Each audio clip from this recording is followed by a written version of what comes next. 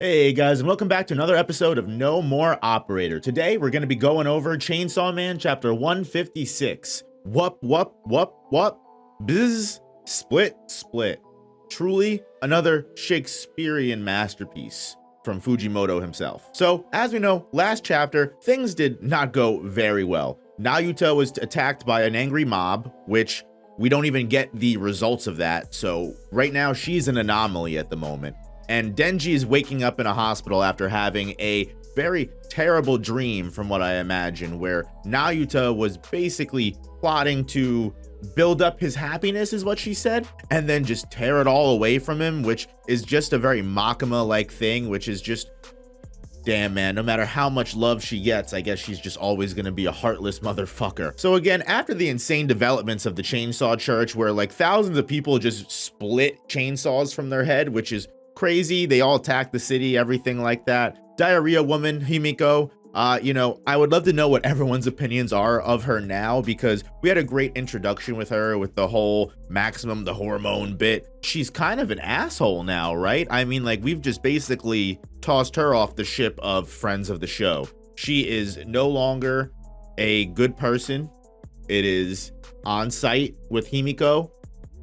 That's just how it is. Long story short, Denji just cannot catch a freaking break. So the world really just wants him to become an incel. And honestly, he's just fighting against that with every chance he has. So, I mean, props to him. So Denji wakes up and there's still commotion going on in the city, but he actually finds out, which just shows how insane this chaos is. This has been going on for a week. Denji has been asleep for one single week, just comatose, out cold, completely exhausted.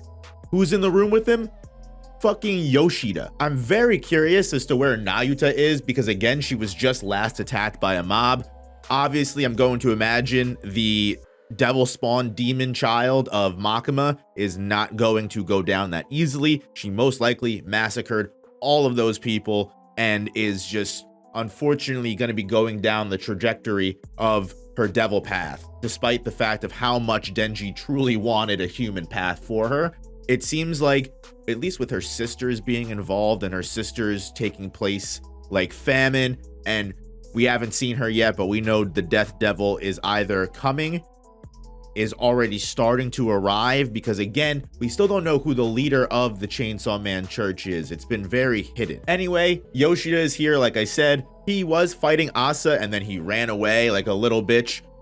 So Yoru is still out massacring people for the last week, I have to imagine, which we'll find out a little bit about where she is later. But two, why did Yoshida pull up on Asa in the first place at all if he was just gonna show up, fight, realize he was outmatched and run away? Like, wouldn't public safety be like, hey, yo, you really didn't do your job here? Public safety is the least forgiving people, it seems like, in this entire universe, just based off of how they've treated every one of the people we hold and cherish so far. Why do these people get so much special treatment? Like Yoshida, what the hell does Yoshida do to get the special treatment? I'm tired of all this mysterious cool boy Yoshida tactics. Tell me what's going on. I know you guys simp for him, but he's going down in the stocks for me. So, in spite of the fact that it's been an entire week time skip, Denji is rightfully worried about Nayuta, despite the fact that she's a trifling liar. Yoshida, another man who is frankly trifling as well, says he can't help him because Denji turned into Chainsaw Man, which, it's just, at this point, I'm starting to question. Like, this man is getting hit from every single angle. He's got the Chainsaw Man Church and everything going along with them, like, turn into Chainsaw Man, turn into Chainsaw Man. And then he's got this fucking stone cold asshole looking at him every single time with his crossed arms, like, I told you not to change into Chainsaw Man. Now I can't help you. From what it seems like, Yoshida, you weren't much help at all. You couldn't even do much against Asa. I mean, frankly, it was Yoru incarnated into Asa and their power had increased, and also Asa Mitaka is the fucking GOAT, but I digress. Yoshida, I'm not worried about you. Denji, go fucking ass mad on all these people. Fuck this nonsense. And as it is Yoshida's MO, apparently, He talks shit to Denji and then leaves. At this point, it's revealed that Denji's been asleep for this long because they've basically been sedating him this entire time. Yoshida has this little needle that he's injected into him, saying he put him back under. Himiko says, good job, which, listen, lady, we have already established you're for the streets. They're planning on chopping him up into pieces for punishment, which, again, I have to ask, does this truly solve any of the problems we're dealing with? Have you guys done anything to handle the spawning of Chainsaw Mans randomly throughout the city? It doesn't seem like it. There's helicopters and fires happening outside. The Fire Devil is still going crazy. I have to imagine that you all probably have bigger problems than this guy that just wanted to live his normal life in an apartment with his fucking 8 huskies. God damn it, this makes me so mad. But it's all because that this part has just been building up so much. I know a lot of people are very iffy on part 2 of Chainsaw Man. They're not really sure how to feel about it. I, for one, have loved it. I feel like it's been a very slow burn story that has just paid off tremendously over time. Like, what was Denji supposed to do? His entire pets and apartment was just lit in flames, and he basically has every villain around him fucking things up in his life, telling him to turn into Chainsaw Man, fight me. Everyone's telling you you can't fight me. And what was he just supposed to walk away and just deal with it? No, because frankly, he's not built like you, Yoshida. Denji's better than that. Himiko is focused on stealing hairs and nails with her handy dandy nail clipper that I'm assuming she just carries around with her everywhere that she goes.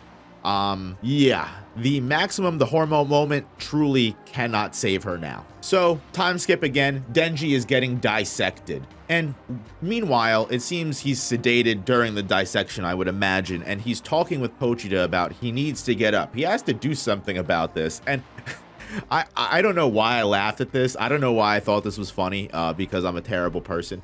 But he goes, Denji, how are you going to do that without your legs? He said, how are you going to do that when they turned you into Lieutenant Dan?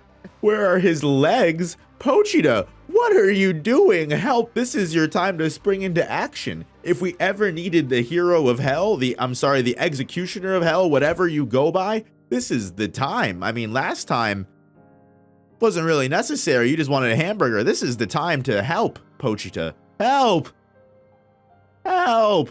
So obviously the plan is to dismember Denji entirely and trap him in this detention facility like a normal, ordinary devil. He has someone who I deadass thought was Kishibe at first, with no hair dye, but I assume I got the wrong person and it's just some random, regular public safety devil hunter, which, boo, gonna get immediately fodderized with what's happening later in the chapter. What is funny though is that the surgeons have literally just been dissecting his legs for the last, what I assume, like 3 hours, because they go leg 27, leg 28, like he just keeps regrowing his legs. Like I love that, like, they're at least staying canon with the whole devil regeneration. I don't know what the point of any of this is then. If are they just planning to build a whole colony and clusterfuck of like thousands of Chainsaw Mans?